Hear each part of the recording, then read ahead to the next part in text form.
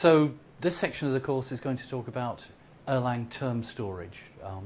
This is a mechanism by which we can store large amounts of data in an efficient way. So it's effectively breaking the Erlang model of saying it's single assignment. It gives us large amounts of storage for instance, for arrays or other kinds of object. So what the presentation will consist of is a discussion of how to create these ETS tables, how to handle elements, how to search and traverse, and so on. It's called Erlang term storage, and I think the reason for that is because you can store objects of any particular Erlang type in these tables. So they provide a mechanism to store large data quantities. Data is stored as tuples. Tuples don't, in fact, have to be all of the same size. Data in the tables is accessed through a key. And most ETS tables are stored as hash tables. So there's very efficient lookup and update by that means. Some are stored as binary trees, and we'll talk about those when we come to it. They're efficiently implemented. There's a nice mechanism for search and traversal, low-level efficient. Unfortunately, what there isn't is any transaction handling. So if you're wanting to deal concurrently to access ETS tables with a number of concurrent processes, any transaction handling has to be programmed explicitly. Or you have to use an alternative solution such as the Mnesia database. So they're low level, they're efficient, you get what you pay for. So typically an ETS table is stored as a hash function. So as a hash value of the key of the table determines the position in which the data is stored. And we say that tables can be what are sets, bags, or ordered sets. Sets and bags are implemented as using hash tables. So the hash function maps the key to the element's memory position. An ordered set, on the other hand, is stored as a binary tree, and that means that the elements are stored in key order. As you can see in the graphic here, that in the other tables, the position in memory of the data has no direct relation to the value of the key, apart from it's the hash value. So the order of data storage is quite different from the order of the keys, whereas in an ordered set the data are stored according to key order. And so the particular difference is that you can then traverse the data in key order. That's not possible for the other sorts of tables, sets and bags, but it's possible to access data in those rather more quickly. So what this presentation is going to consist of is a number of examples of ETS tables in practice. Let's get started here. So what we've done here is we've called all the functions we're going to look at are in the ETS module. We've called new here the name myTable and an empty list of options. And the default here, you can see that we've created a table whose ID is 10. That's the thing that was returned. By default, it's a set, and it has an access. Its default access is protected. We'll talk about that in a second. And the key position by default is the first element in the tuple. So we've created that as a set. Let's see another example here. We're creating it with private access. We're creating it as a bag, and again, we'll talk about the specific details of that difference there. And we're also passing in the option. You can see the second argument to new is a list of options. The second option is for it to be a named table, and you can see that the result returned there is my other table. So we can access that table not using its table ID, but using its name. Now, it seems bizarre. You pass in a name to the first command, but that doesn't mean you can use that name to access it. You have to say, I want this table to be named as an explicit option. So now the second table is one which we can access through its name. The first we have to use tab ID. Okay, so there we've seen some tables being created, and we can delete that table by calling the delete function, either with an ID as argument or a table name. So when we create a table, we pass in options including the table type, the access rights and other parameters, and new and delete will create and destroy the table. And the return result of new is a table ID. So what are the options? Well, we can create, and the default option is to create the table as a set. So that means every key occurs once. So if you add a tuple with the same key as an existing tuple, the existing tuple is overwritten. An ordered set has the same behavior, but is stored in a way that can be traversed in key order. That's not the case for a set. A bag, it's possible to have the same key occurring in duplicate tuples, but each of those elements has to be different. And in fact, there's a variant of that, a duplicate bag, where it's possible to have the same tuple, literally the same tuple, occurring more than once in the table. In fact, that's more like what you would call a bag, theoretically. So a set, every key occurs precisely once. A bag, a key may occur multiple times, but the tuples in which it occurs must be different. And in a duplicate bag, it can occur multiple times with duplicate tuples.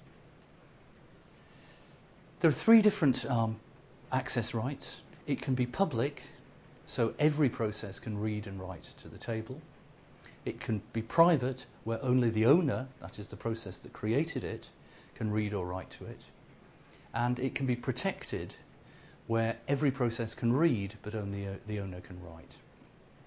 And the default is that it will be created as a protected table. We saw that if we pass in the option name table, that statically registers a name. And we can also say where we want the key position to be. By default, that's in position 1, the first item of the tuple, but we can ask that to be any position in a tuple. Okay. Now let's have a look at what we do to add elements to tuples, to tables. We've got a new table called countries. It's a set, and it's named countries, so we can access it using that name.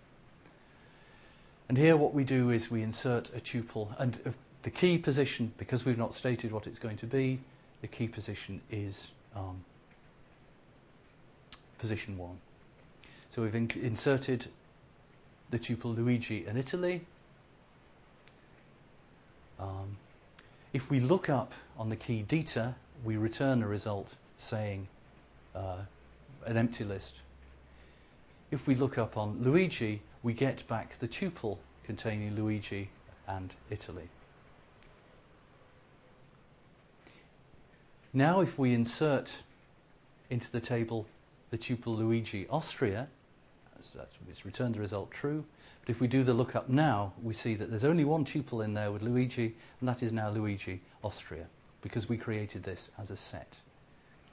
You might like to perform the same operation with this as a bag, or a duplicate bag, to see different behavior there. And you can see here that we can delete a tuple by calling delete with the name of the table and the key of the tuple.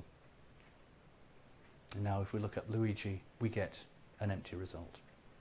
So there we've got lookup to find all the tuples containing that key, insert to insert a tuple, perhaps to overwrite in this case, and lookup to look up all the tuples that contain that key.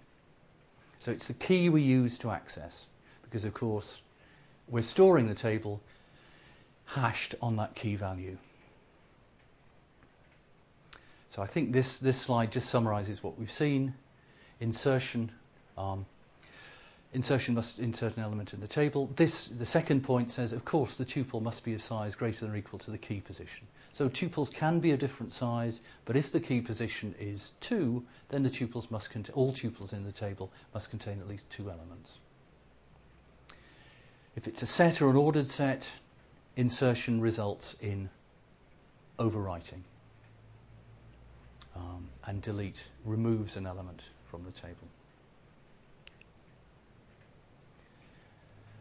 We've seen also lookup, so that looks up, searches the table for elements with a particular key value.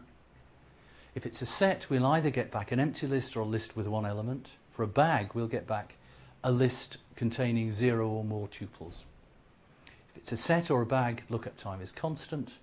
If it's an ordered set, then lookup time is proportional to the log of the size, because remember it's stored as a balanced binary tree. So that will give us logarithmic access, which for typical ordered sets is pretty much constant.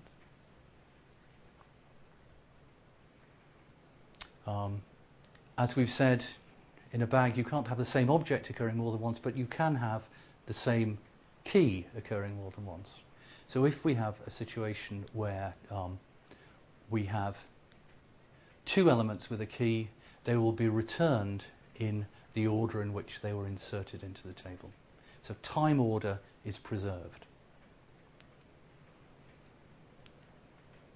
You see here that we get back, if we insert the tuple Luigi France, and we insert that twice in fact, that will overwrite the second time, and then we insert Luigi Italy, we get back those tuples in the order in which they were inserted.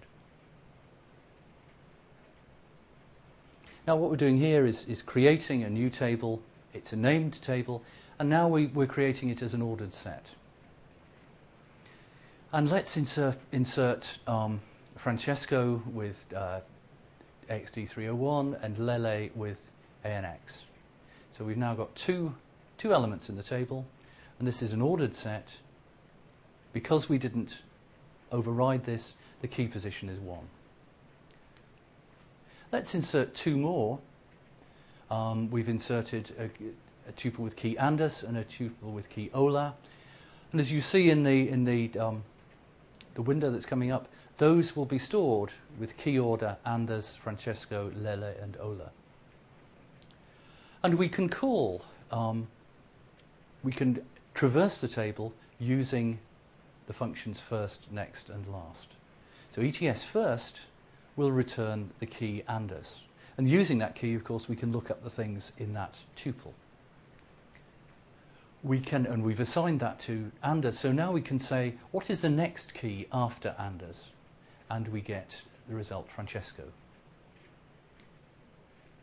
And we can also put in a literal value, so we could say, what's the next key after Lele? And what we get back is Ola. And then if we ask for the next key after Ola, we get back the atom $end of table, saying we were at the last position. And if we ask for the last key in there, we get the result Ola.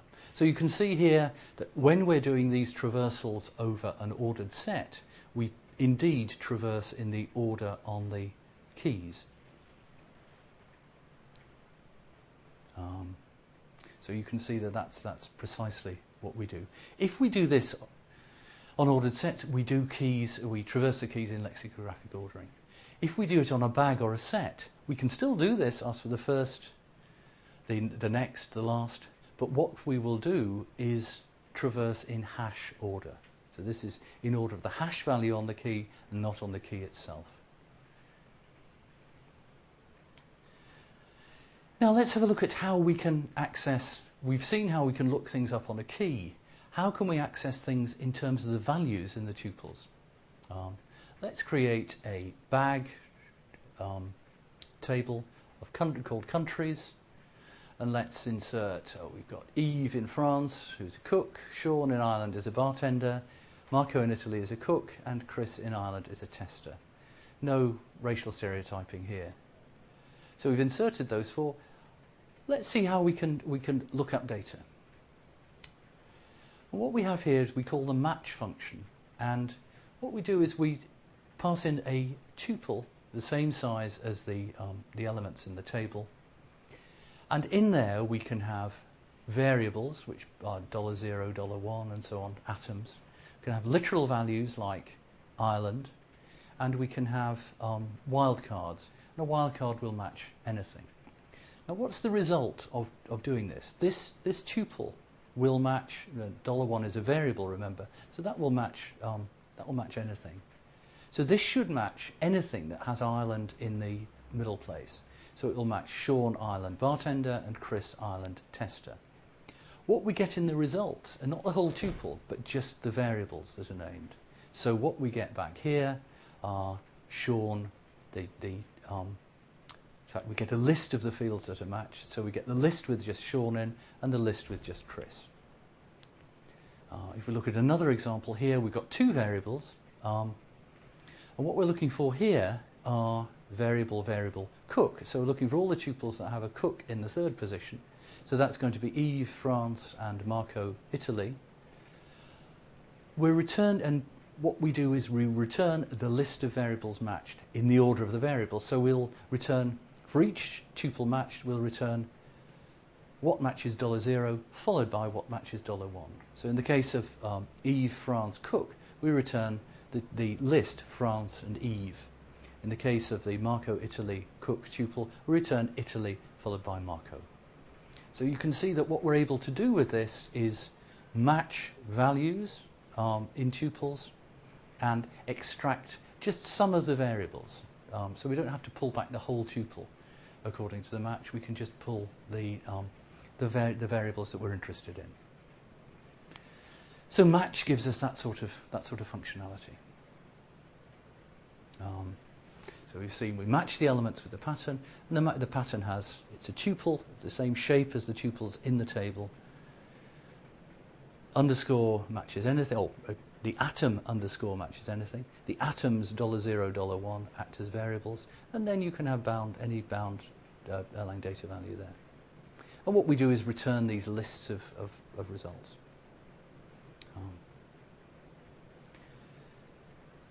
Now it's possible with these patterns to get back a list of all elements matching a particular pattern, and with match delete it's possible to delete elements according to matching a particular pattern. And that gets used, for example, when you want to delete an element from a bag.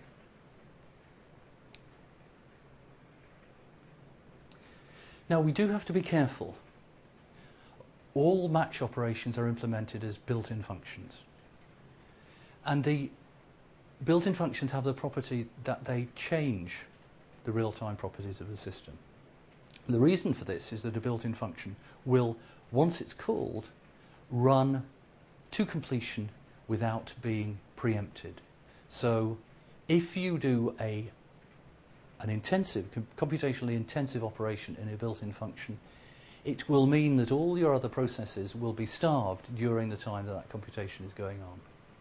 So you have to be very careful using match operations on big tables, because they stop other processes from executing. So use these with care. And the advice is to use a sequential traversal using first and next to traverse a big table, rather than these higher level match operations. Now there is another syntax which we can use, which we've seen that we can match patterns and pull particular elements out. We can actually do something rather more complex with table elements. And let's have a look at this now. Let's create a bag of countries. And we're inserting Yves, France and cook, Sean, Ireland, bartender, Marco, Italy, cook. So we've got 3 elements there in our table. Now what we have here using the select function is that we put in effectively a little program that's written in a rather horrible syntax.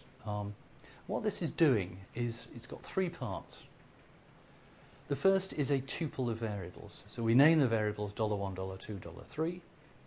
In the second part we can put conditions. We can put a sequence of guards. What we've got here is the guard that we're asking for $3 to be equal to cook. And in the final part of the match specification. What we're doing is saying how we want the results to be presented. And here we're saying we want them in a list in the order. Oh, sorry, we want them in a list where the order is $1 for $2 first, $1 second. So that's where we go, and where $1, $2, and $3 are the variables that will match the three particular fields. So that's what we're getting with that match specification. And here you see it written a bit more clearly. It is like a program. And what's nice is that it compiles to something much more efficient than a function. So using a match specification will be less computationally intensive. Now these things are powerful, but they're complex to write and they're dead easy to get wrong. So what in fact people tend to do is use a preprocessor to generate match specifications from literal functions. And let's have a look at that now. The operation fun to ms takes a literal function, that is not a variable with a function in it, but an actual function, fun, etc. Taking a single parameter, which might be a variable or a list of variables, and fun to ms creates a match specification from a fun. And we can see an example in here. In fact, what we'll do is we'll create the match specification we've seen before, but from a fun this time. Oops. So here you see that the fun that takes the variables, the tuple name, country, and job, so we can call these names that correspond to the fields. The second part of the specification becomes a guard, so when job equals cook, and then the third part of the specification becomes the return value, so the list with country and name in it. You can see that calling fun to ms on that fun, that literal function, gives us precisely the match specification we saw before. So you can get the effect of the select we did using that match specification by writing it as a function and using fun to ms.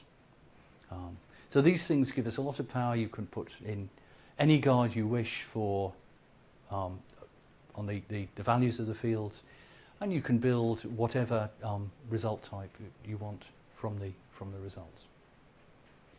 Okay, so that completes discussion of match specifications. So we've seen that select is a more general version of match that uses a match specification rather than simply a pattern that's matched to a tuple. It's possible to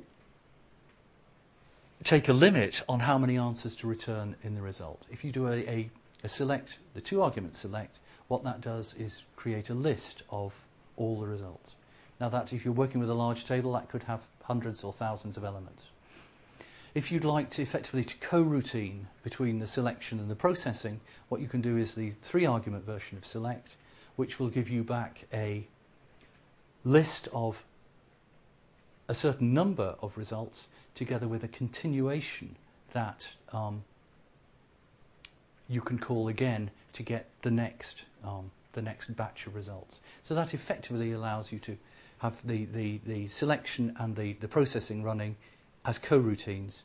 Select some, process them, select more, process them, and so on, rather than creating a large list which you then process. Now, of course, this is an issue in Erlang because evaluation is strict, and so if there is a large list, you will create that whole list before you start processing. This allows you a bit of lazy evaluation, effectively. Other things, really, there's a miscellany of issues about ETS tables now. It's possible to dump a table into a file. It's possible to read a table back from a file. It's possible to turn a table into a list of elements. Now these will be large if they're large tables.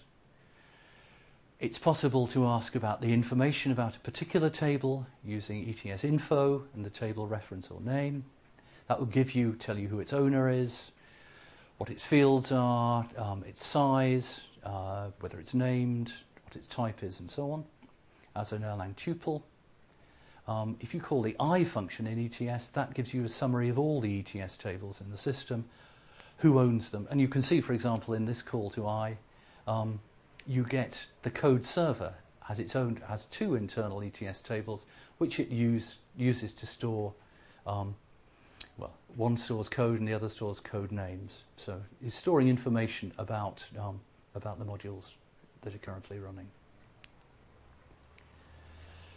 It's possible we haven't talked about records, but this slide, if you are going to use records, gives you information about what to do with how you can use records inside ETS tables. What is the lifetime of an ETS table? Well, a process is linked. A table is linked to the process that created it. So if the process terminates, the table will be automatically deleted. So if you create an ETS table from the shell, you can get peculiar behavior, because if you kill the shell process, the ETS table will itself be killed. So perhaps what you need to do if you're doing this is have a second process which creates and handles the table. Other thing to be aware of is, okay, we've seen that tables will be destroyed when their owning process dies, but they are not garbage collected. So if a table is not going to be used again, but its owning process is still in existence, it will not be garbage collected. You'll need to delete it by hand. And typically, once you get larger than, say, 20 elements, ETS tables will be more efficient than a list. But of course, you have the overhead of dealing with an imperative object. The operations are implemented in BIFs, so that can have an effect. They're stored in RAM, but it's possible to build disk-only ETS tables, and that information about that is in the DETS module. They're handled in a similar way, but we just concentrated on the ETS tables here. So I think just pulling the presentation together, we've seen that ETS tables provide bulk storage for Erlang. Objects of any Erlang type, they are keyed on, they contain tuples and they're keyed on one of the positions in the tuple. For tables other than ordered sets, they're stored as hash tables, so efficient access.